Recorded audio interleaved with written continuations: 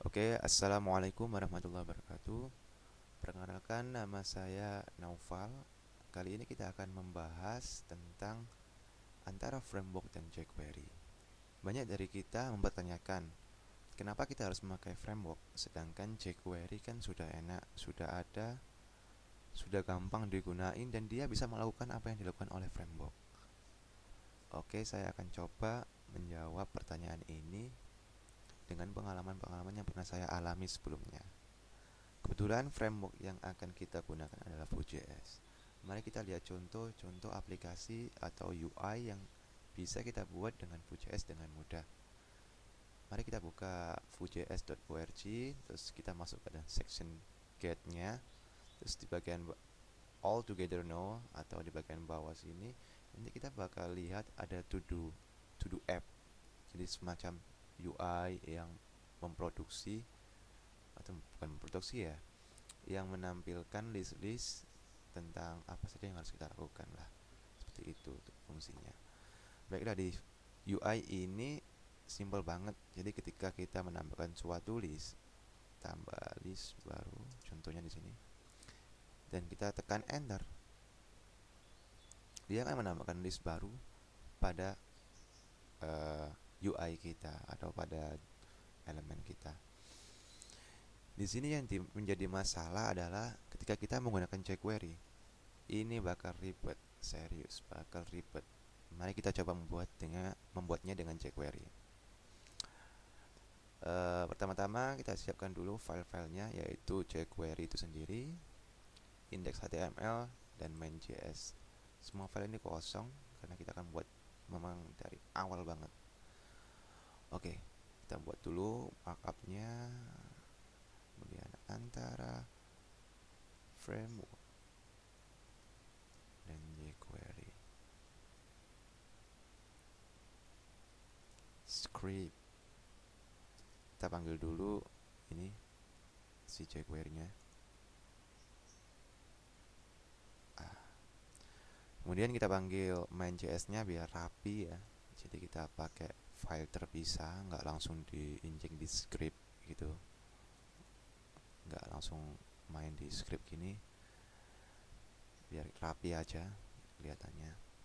Oke, selanjutnya karena ini pakai jQuery, kita harus siapkan markupnya dulu, siapkan nama-namanya dan lain-lain. Kita namai UI kita to do app, terus kita tambahkan input to do input, kemudian kita tambahkan kontainer untuk menampung list-list baru yang akan kita produksi, yaitu dengan nama to do list. Oke, setelah semuanya ada, selanjutnya kita tambahkan di main.js sebuah jQuery function, dokumen ready function.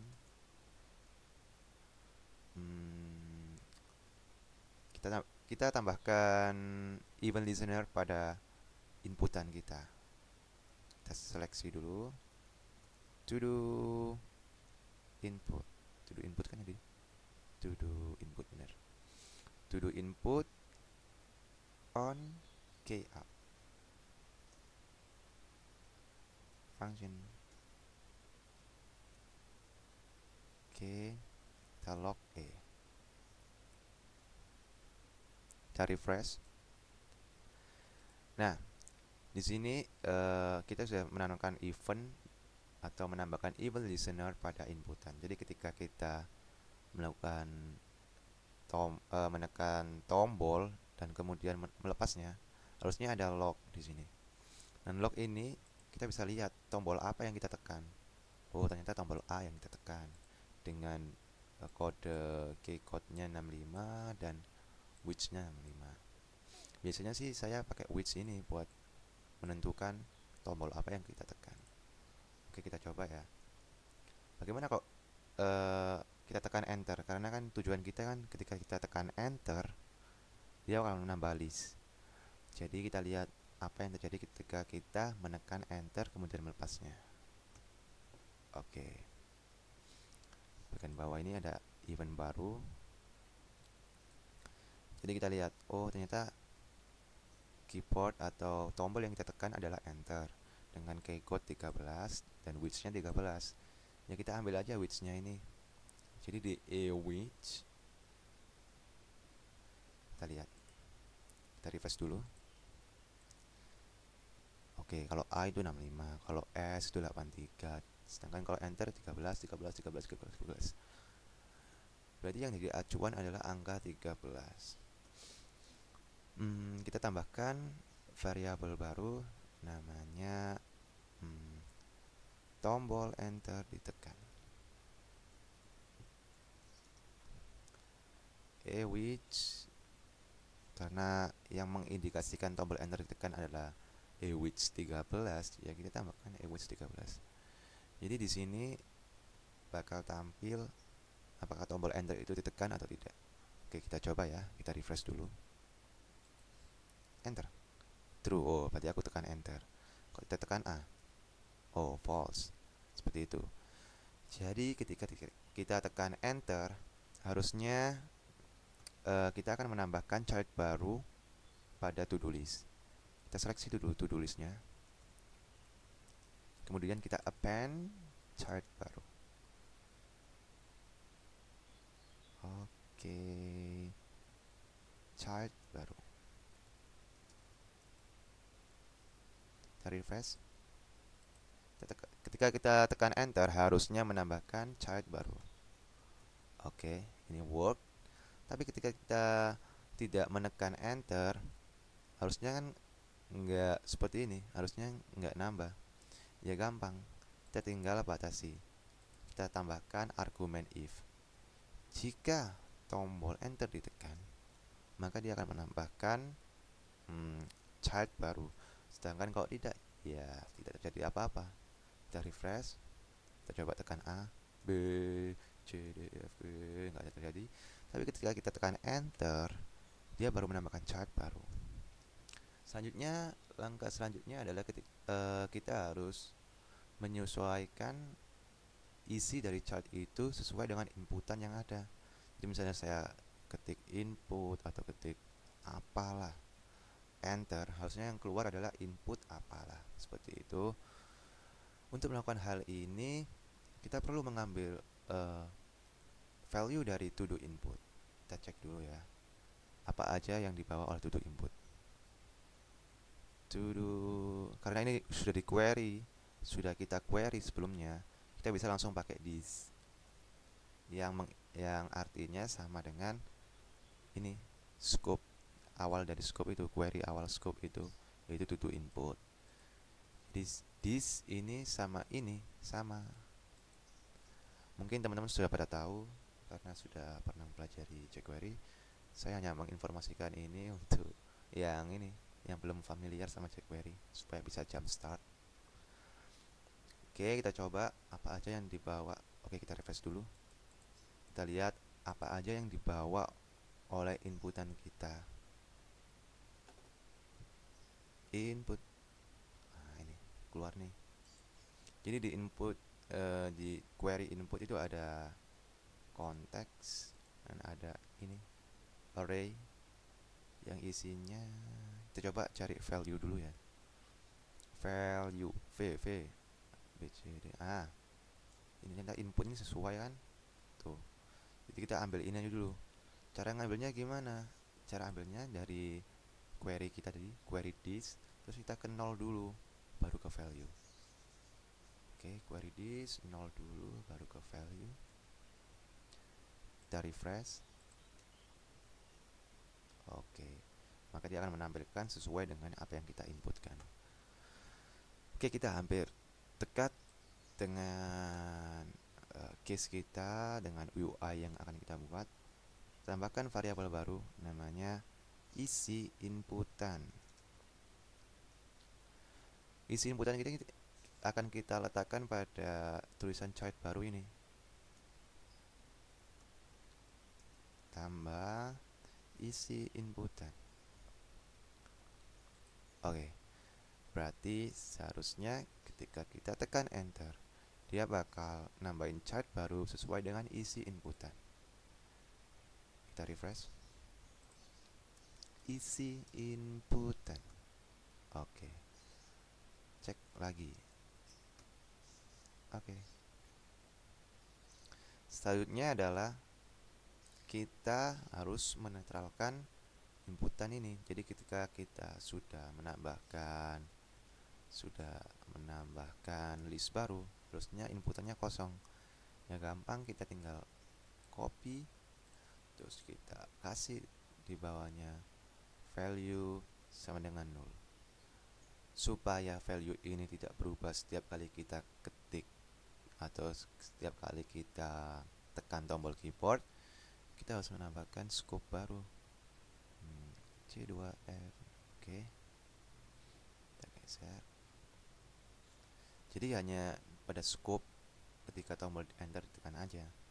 Kalau tombol nggak ditekan ya harusnya nggak hilang tulisannya. Kita coba ya, cek. Oke, nggak hilang.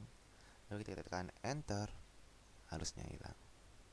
Oke, kita sudah sampai pada tahap awal pembuatan UI to do app ini. Di sini yang saya ingin tekankan adalah penggunaan dynamic templating pada jQuery. Ini agak ribet, kenapa? Yang pertama, penulisan markup pada dynamic template kita. Karena kita harus istilahnya base string gitu. Jadi nggak bisa dapat warna yang sesuai dengan highlight sintaks. Selain itu, kalau mau menambahkan sesuatu harus seperti ini, harus ada pakai plus dan lain-lain. Ini hanya contoh kecil elemen dinamis. Bayangkan kalau ini udah makin besar itu. Bayangkan ketika kita markupnya nggak cuma gini, markupnya ada contohnya button, terus ada button lagi, terus icon. Anggap aja ini icon ya, icon, terus close. Nah, bayangkan ini lebih panjang lagi. Bayangkan ini kita menghandle atau membuat elemen dinamis yang lebih besar daripada sekedar list. Ini bakal kerepotan. Kenapa? Karena kita bakal memanjang gini, bakal panjang banget. Tapi bisa sih diakali pakai enter, asalkan dia harus punya ini plus. Misalnya nih kita mau pisah-pisah biar rapi, ini kita tambahkan plus, kita enter, terus di sini kita tambahkan plus, kita enter,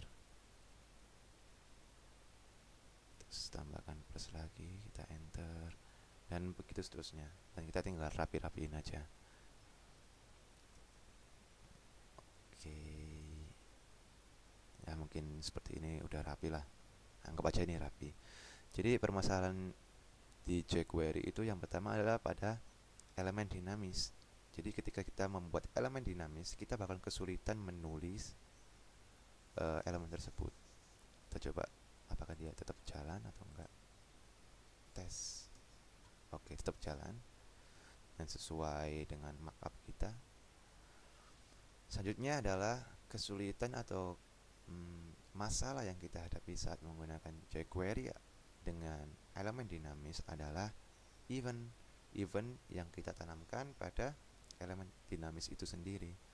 Jadi kalau kita sudah mendefinisikan di DOM sebelumnya, itu mungkin gampang ya, jadi tinggal query gitu. Tapi bagaimana kalau kita baru menambahkan elemen itu saat aplikasi sudah berjalan, saat jQuery sudah di load oleh web? Kita coba aja. Secara logika dasar, saya pemula jQuery, harusnya seperti ini bisa jalan kan? To do list, kita seleksi elemen childnya, kemudian kita tambahkan on click function, alert harusnya muncul. Oke, kita coba. Secara logika saya pemula jQuery ya, ini harusnya bisa. Karena apa? Karena penggunaan event jQuery sesimpel itu. Tapi kita coba dulu. Kita kita refresh, tambah list, kemudian kita klik, dan nothing happens. Nggak ada yang terjadi di sini. Itu disebabkan karena kerja jQuery ini itu membaca DOM pada awal si jQuery itu di load. Jadi kalau dia belum ke load, dalam artian kalau si elemen itu belum didefinisikan di DOM sebelumnya, maka yang terjadi adalah dia nggak bisa menanamkan event pada elemen dinamis tersebut, dan itu yang menjadi masalah kita. Untungnya di jQuery ini punya yang namanya fitur event delegate atau delegate event. Jadi delegate event ini fungsinya untuk menanamkan event pada untuk mengadakan event pada child dari suatu elemen, tapi ditanamnya melalui parent. Kita coba lihat di sini ya. Kebetulan pairnya kan to do list. Pairnya si child ini kan to do list. Jadi tambahkan to do list. Kemudian kita klik. Di sini perbedaannya. Jadi ketika jadi ini bacanya seperti ini. Kita menanamkan event pada to do list saat li atau childnya diklik, maka dia akan menampilkan alert harusnya muncul. Kita coba, kita refresh, terus kita cek. Ketika kita klik harusnya muncul. Oke, ini berhasil dan ini berjalan dengan baik. Lantas apa masalahnya? Kenapa kita harus pindah framework? Kan ini bisa tuh dynamic, mungkin dynamic kan cuma gini.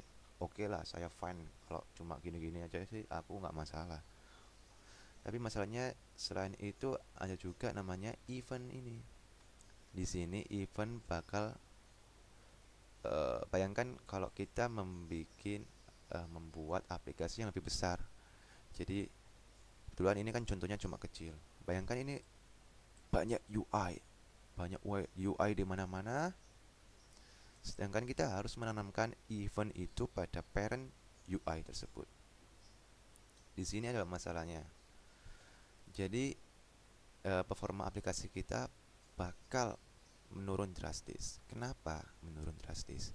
Itu dikarenakan kita menanamkan event yang belum tentu si user itu bakal make.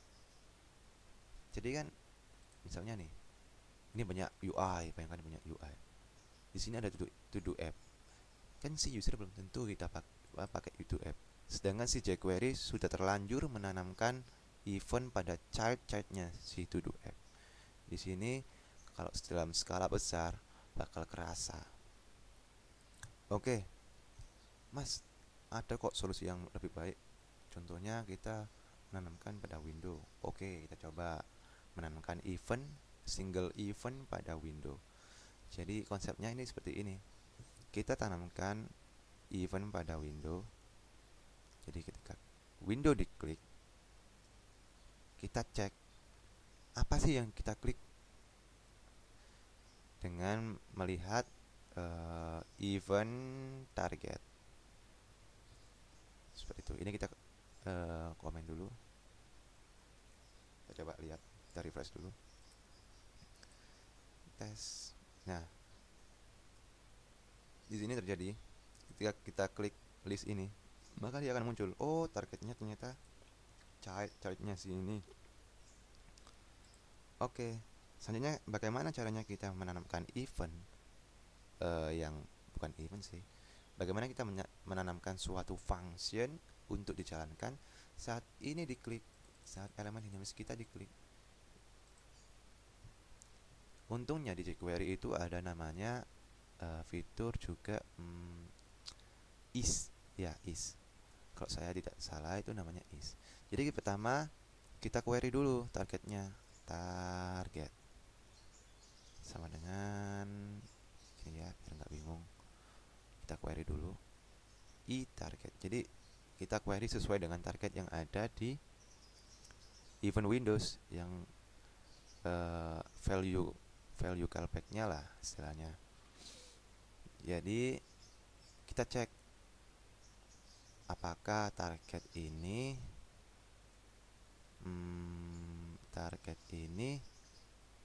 adalah li atau adalah chart dari to-do list yang berupa li gitu, markup li. Oke, kita cek ya. Refresh. Cek single event.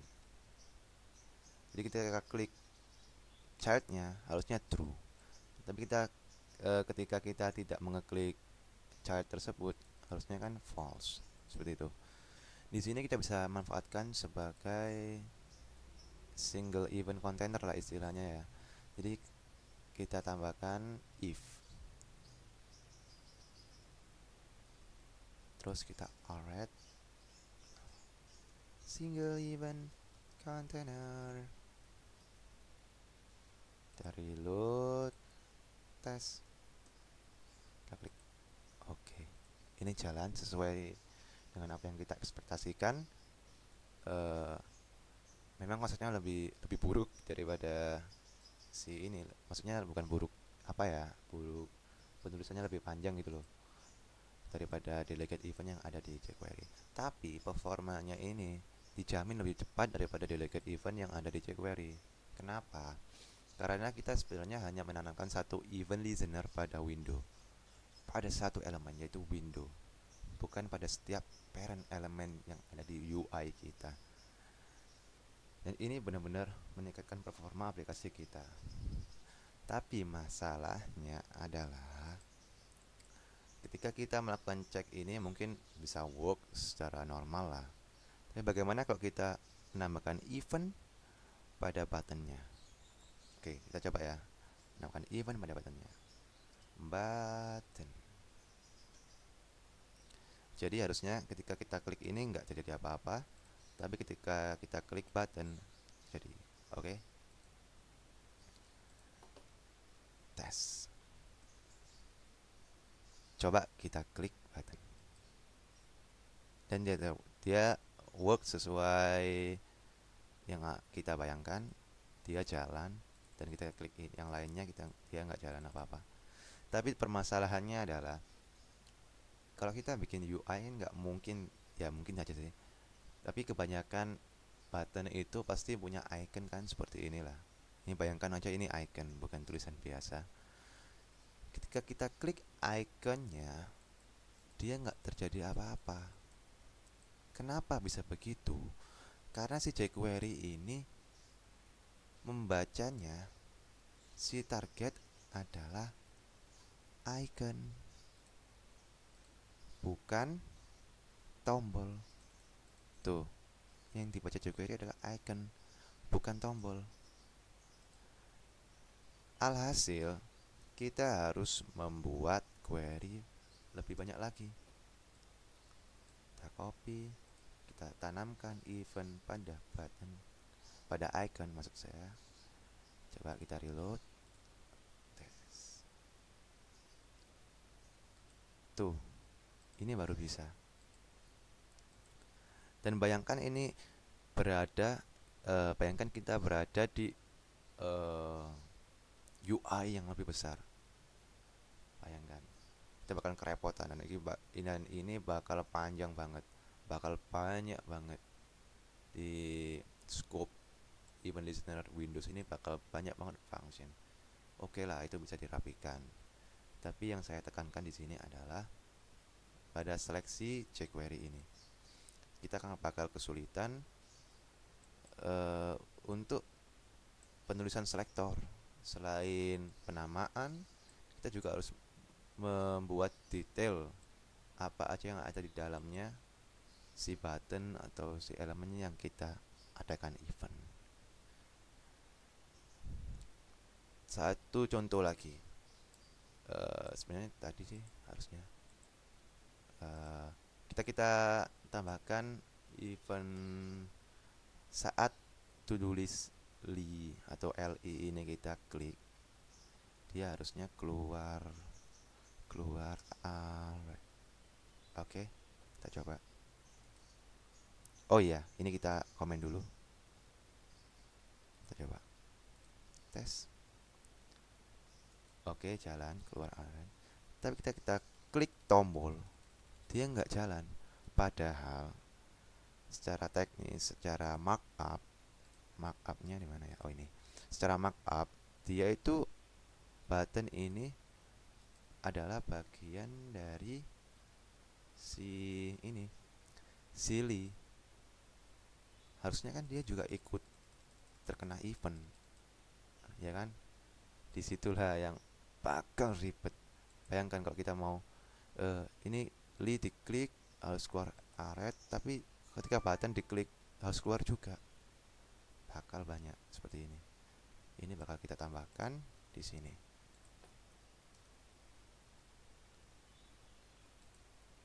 Tes.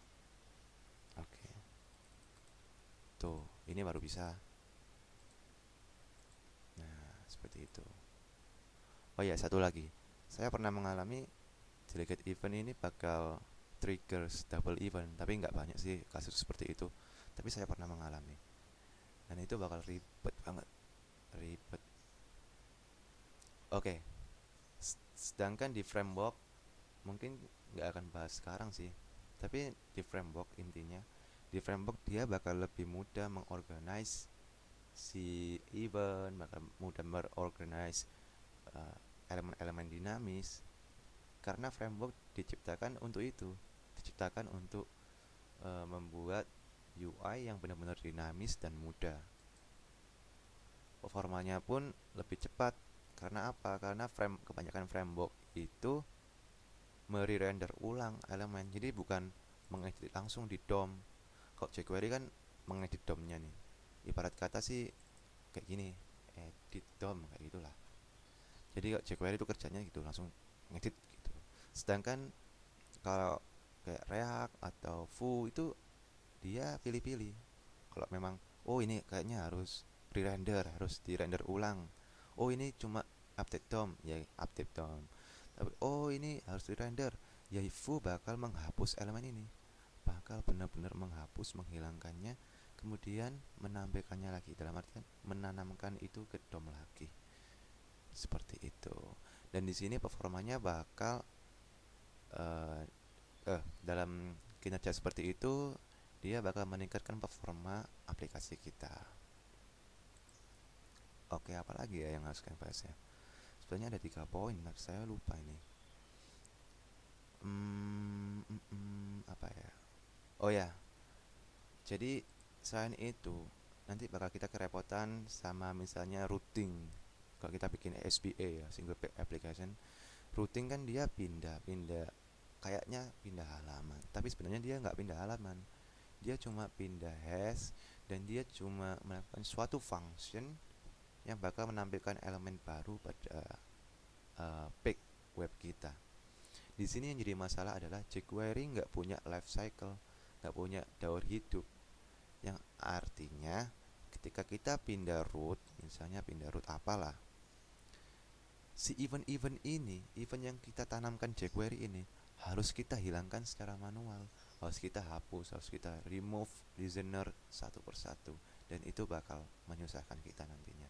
Kenapa harus di remove? Ini tujuannya adalah supaya tidak mengganggu event pada page selanjutnya, pada root selanjutnya. Seperti itu. Banyak poin yang mungkin uh, bisa dipelajari antara framework dan jQuery.